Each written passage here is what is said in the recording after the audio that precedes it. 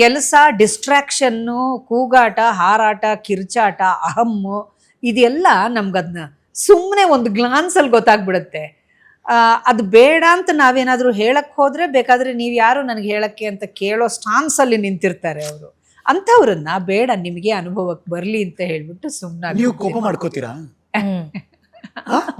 ಅಮ್ಮ ಕಣ್ಣರಳಿಸಿ ಚಾಮುಂಡಿ ಅವತಾರ ಅದ್ ನಾನು ದುರ್ಗಿ ನಾನು ಖಂಡಿತ ಶಿ ಇಸ್ ಆಲ್ವೇಸ್ ಕೋಪನೇ ಶಾಂತ ಸ್ವರೂಪಿ. ಕೋಪ ಬರೋದೇ ಇಲ್ವಾ? ಇಲ್ಲ, ಯಾರ ಮೇಲೂ ರೇಗಿದ್ದೇ ಇಲ್ವಾ? ಇಲ್ಲ, ನನಗೆ ನೆನಪಿರೋ ಮಟ್ಟಿಗೆ ನನ್ನ ಅರಿವು ಬಂದ ನಂತರ ನಾನು ಆ ಥರದ್ದು ನೋಡಿ ಯಾರು ಬೇಕು ಬೇಕು ಅಂತ ಕೋಪ ಬರ್ಸಿದ್ರೆ ಆಗ್ಲೂ ಮಾಡ್ಕೊಳ್ಳಲ್ಲ. ಗೊತ್ತಿರುತ್ತಲ್ಲ ಎದುರೆದುರುಗಡೆ ಕೋಪ ಬರ್ಸಕ್ ಪ್ರಯತ್ನ ಮಾಡ್ತಿದ್ದಾರೆ ಅಂತ. ಬೇಕು ಬೇಕು ಅಂತ ಕೋಪ ಬರ್ಸೋರು ಇಲ್ಲ. So ಹಾಗಾಗಿ ಅವ್ರು ಕೋಪ ಮಾಡ್ಕೊಳ್ಳೋದೇ ಇಲ್ಲ. ಖಂಡಿತ ಇಲ್ಲ. ನಾನು ಒಂದು ಹೇಳ್ತೀನಿ, ಅಸಮಾಧಾನ ಬೇರೆ, ಕೋಪ ಬೇರೆ. ಅಗ್ರಿ. ಆಯ್ತಾ?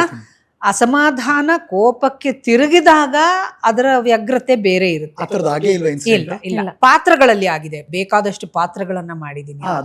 ಆಯ್ತಾ? ರಿಯಲ್ ಲೈಫಲ್ಲಿ ಹಾಗೆ ಇಲ್ಲ. ಖಂಡಿತ ಇಲ್ಲ. ಈ ಮೇಡಮ್ ಕೋಪ ಹೆಂಗಿದೆ?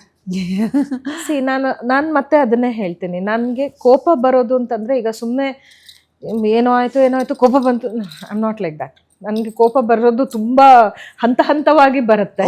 ಆದ್ರೆ ಎಲ್ಲಿ ತುಂಬಾ ಇಂಜಸ್ಟಿಸ್ ನಡೀತಾ ಇದೆ ಯಾವುದೇ ವಿಷಯಕ್ಕೆ, ಮನೆಯಲ್ಲಿ ಯಜಮಾನರ ಜೊತೆ ಅಮ್ಮನ ಜೊತೆ ಕೋಪ ಬಂತು, ಏನೋ ಎಸ್ಬಿಡ್ತೀನಿ ತಗದು ಆ ಥರದ್ದೆಲ್ಲ ಏನಿಲ್ವಾ? ಅಂದ್ರೆ ಅದು ತುಂಬಾ ಸಹಜ. ಒಂದ್ ಸಂಸಾರ ಅಂತ ಬಂದಾಗ ಬಹಳ ಸಹಜ ಕೋಪ ಬರೋದು, ಭಿನ್ನಾಭಿಪ್ರಾಯ ಬರೋದು ತುಂಬಾ ಸಹಜ. ಮೇ ಬಿ ಯಾವ್ದು ಎಂತ ಮಾಡ್ತೀರಿ? ಸೈಲೆಂಟ್ ಕೋಪ ಬಂದಾಗ ಕಿರಿಸ್ತೀರಾ? ಇಲ್ಲ, ನಾನು ಕಿರಿಸ್ತೀನಿ.